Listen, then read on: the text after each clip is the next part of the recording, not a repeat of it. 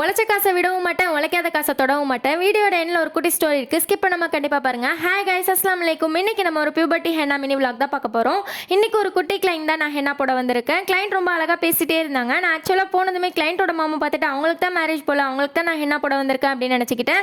இந்த குட்டி பொண்ணு அவங்களோட அக்கா பொண்ணு அது மாதிரி இருக்கும் அப்படின்னு நினச்சேன். கடைசியில் பார்த்தா அந்த குட்டி பொண்ணு மட்டும் இல்லை, அவங்களுக்கு இன்னொரு பையன் வேறு இருக்குது அப்படின்னு சொல்லிட்டு நான் டிசைன்லாம் செலக்ட் பண்ணதுக்கப்புறம் தான் எனக்கு தெரிஞ்சுது. நான் செம்ம ஷாக் ஆகிட்டேன். ஏன்னா அவங்களே ரொம்பவே க்யூட்டாகவும் எங்காவும் இருக்காங்க.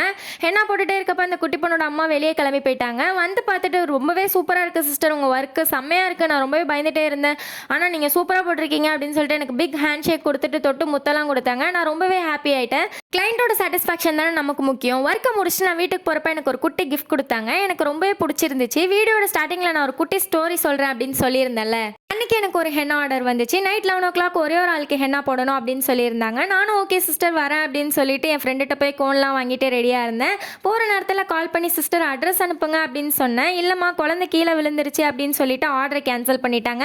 கேன்சல் பண்ணாலுமே அவங்களுக்கு ரொம்ப பெரிய மனசுந்தாங்க நான் சொல்லுவேன். ஒரு சில பேருக்கு வேணான்னா காலும் எடுக்க மாட்டாங்க, மெசேஜும் பார்க்க மாட்டாங்க, அப்படியே கண்டுக்காமல் விட்டுருவாங்க.